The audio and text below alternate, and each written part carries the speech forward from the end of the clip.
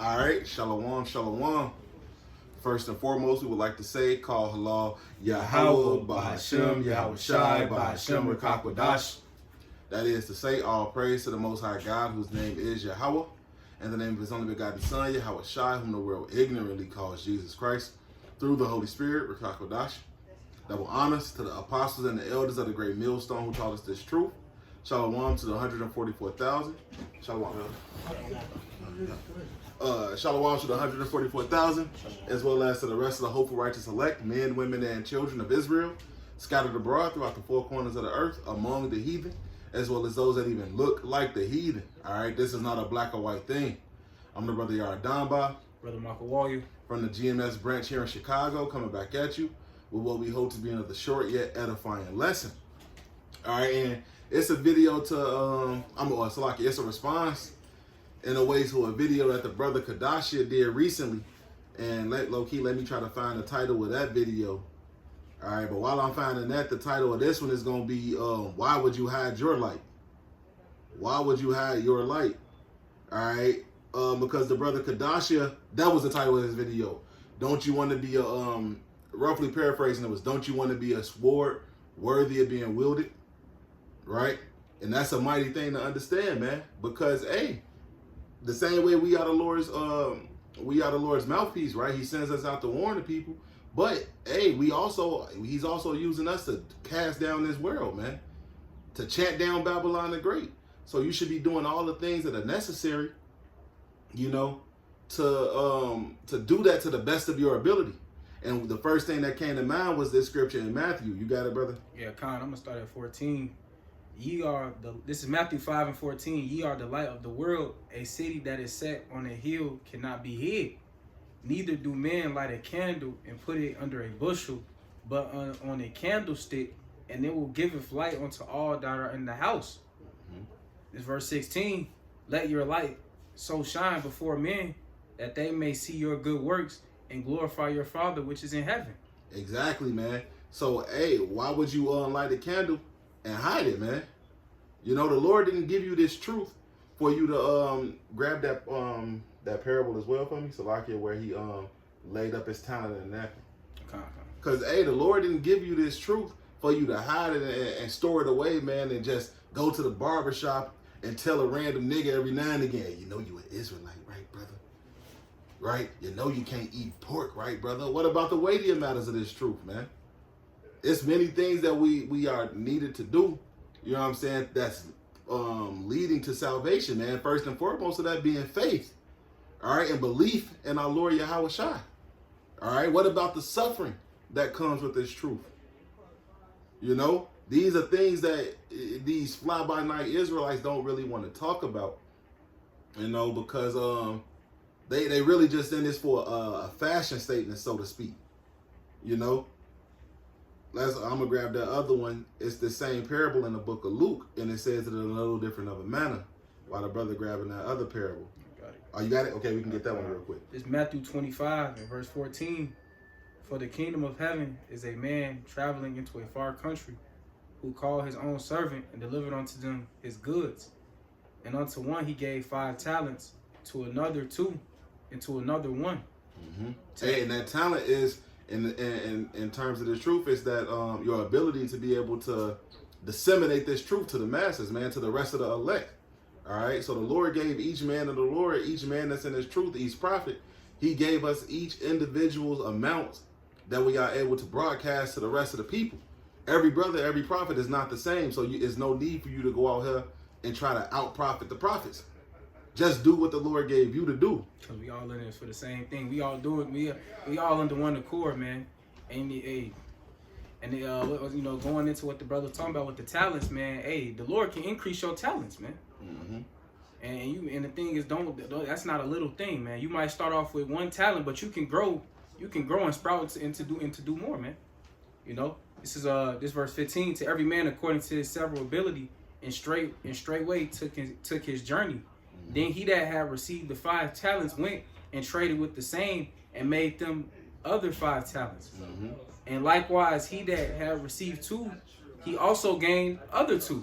And you know, that's that increase. It's verse 18. But he that had received one went and digged in the earth and hid his Lord's money. After a long time, the Lord of those servants cometh and reckoned with them. And so he that received 5 talents came and brought other 5 talents, saying, Lord, thou deliverest unto me 5 talents. Behold, I have gained beside them 5 talents more. His Lord said unto him, Well done, thou good and faithful servant. Thou hast been faithful over a few things. I will make thee ruler over many things. Hey, and that's going into what, man? Bringing forth fruit within this truth. Going out, you doing the work. Hey, one person watches your videos and believe because of the work that you put in, man. The Lord is going to increase you for that. All right, He's going to remember that. He said He's not righteous to forget your labor of love. Right? Go ahead. Enter thou into the joy of thy Lord. It's verse 22. He also that had received 2 talents came and said, Lord, thou deliverest unto me 2 talents. Behold, I have gained 2 other talents beside them. His Lord said unto him, Well done, good and faithful servant. Thou hast been faithful over a few things. I will make thee ruler over many things. Enter thou into the joy of thy Lord. Right, and notice what? One man had 5 talents and brought, what, didn't it say he brought forth 10? Yep, so he brought another 5. Right, the next man had 2 talents, brought forth another 2. And what did the Lord tell him? The same exact thing, man. Well done, my good and faithful servant. Showing you it's about what you do. You doing as much as you can, man. Not trying to be the next person. All right? Now the scriptures do say you mark the perfect man and you follow their steps, so on and so forth, right? But understand this, man. You are you. The Lord brought you in this truth because you have something that you add to the body, right? But with that being said, man, like I said, they said what? The 5, He didn't judge them differently. He told them both, well done, my good and faithful servant, because they did what they were supposed to do with the talent that the Lord had given them. All right, go ahead.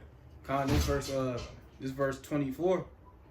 Then which he had received the 1 talent came and said, Lord, I know thee that thou art a hard man, reaping where thou hast not sown, and gathering where thou hast not strawed. And I was afraid, and went and hid thy talent in the earth. Lo, there thou hast that is thine. His Lord answered and said unto him. So like it real quick. Now this nigga came back with what?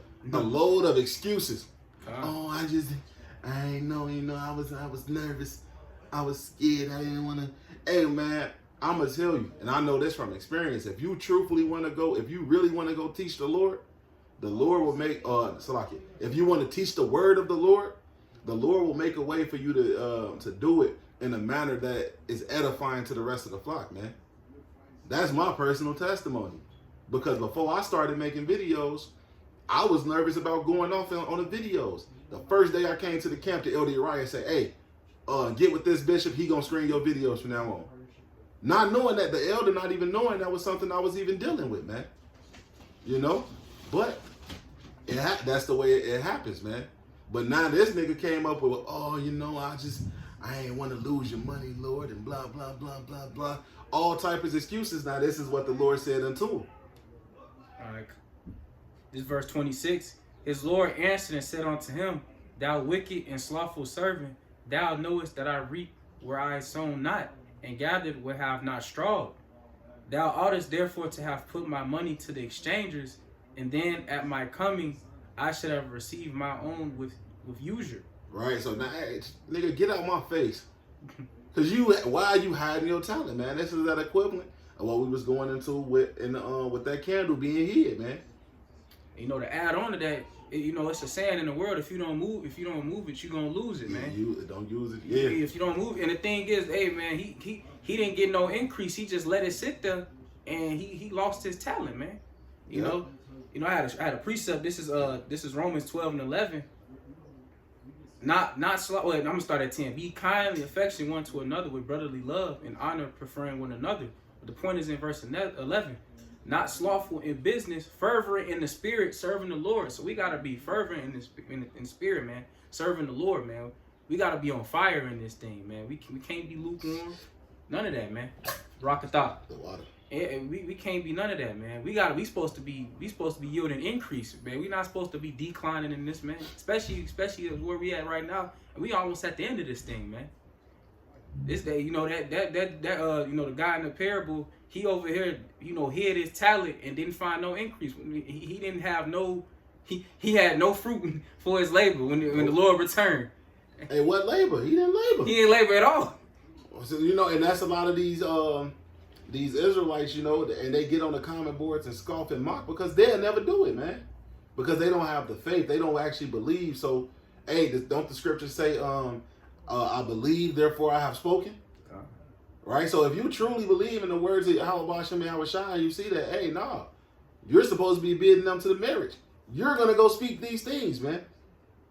Hey, whatever it is, I don't care. Can you grab for me in the book of Acts where it say, I think it was Apollos, he had only known the baptism of John. Oh yeah, hold on, come on. You know what I'm talking about? Because, hey, I don't care if you only know one thing, man. If all you know and all you really feel confident in teaching is, hey, Esau Edom is the so-called white man, teach it. Teach it. Stick to that script until the Lord gives the increase. Because, hey, if you truly believe in this, man, the Lord will give that increase. All right? This the book of James. I'll let you get that one in a minute. Mm-hmm. This the book of James, chapter 1. In verse 5, it says, if any of you lack wisdom, let him ask of the Most High, that giveth to all men liberally, and upbraideth not, and it shall be given him. But let him ask in faith, nothing wavering, for he that wavereth is like a wave of the sea, driven with the wind and tossed. So if you're going, the Lord will give you this wisdom, knowledge, and understanding if you're asking it in faith, knowing that he will really give it to you, man. But to believe in something is a verb, which means it implies action. So what action will you be taking to show that belief, to show that faith? Right? Go ahead. This is Acts 18 and 25. I'm gonna start at 24. Okay. And a certain Jew named Apollos, born at Alexandria, an eloquent man and mighty in the scriptures, came to Ephesus. This man was instructed in the way of the Lord, and being fervent in the spirit, and he spake and taught diligently the things of the Lord, knowing only the baptism of John. Hey, so he taught the scriptures and he taught what he knew, which was what? The baptism of John, but he did it in faith, right? He did it with true belief in Yahweh Hashem Yahweh Shai. So what happens next? It's verse 26. And he began to speak boldly in the synagogue, whom when Aquila and Priscilla had heard. What was his name? Aquila and Priscilla had heard, they took him unto them and expounded unto him the way of the Most High more perfectly. Right. So now, hey, he did it in faith. He believed, and he did. He was taught what he knew. But now here come the Lord. He sent his servants. Hey, this is the whole of the matter, man. You got to add this part to it. Ooh, wada up the bam. Now he's growing in faith. You feel what I'm saying? Now he's actually growing in wisdom and that knowledge and that understanding. You feel me? That's how we have to be in this truth, man. But you can't take that talent and hide it under a napkin because the Lord is going to take that away from you if that's what you intend to do. All right. He said, the workers be few, but let me find that real quick. Workers be few. Salakia. It just came to mind. Can you grab it? I think it's Timothy. Mm-hmm. Teach them who are able to teach others also. Mm-hmm. Teach them. Yeah, this is the book of Matthew right here, chapter 9 and verse 37. It says, then saith he unto his disciples, the harvest truly is plenteous, but the laborers are few. Pray ye therefore the Lord of the harvest that he will send forth laborers into his harvest. And I want to actually look up this word for laborers real quick. I never did that before. This turn this on. Wait, it's 37. This is the word for laborers. Strong's G 2040. Ergates. So it says a workman, a laborer, usually one who works for hire, especially an agricultural worker, right? It says one who does a worker, perpetrator. But when you go down to the Strong's definition, it says a toiler, figuratively a teacher, laborer, or worker, or workman, right? So the Lord is calling for more teachers, man. He's not calling for you to just sit here and sit on your hands and not do shit. You know, grab that for me. All right, Con. It's 2 Timothy 2:2.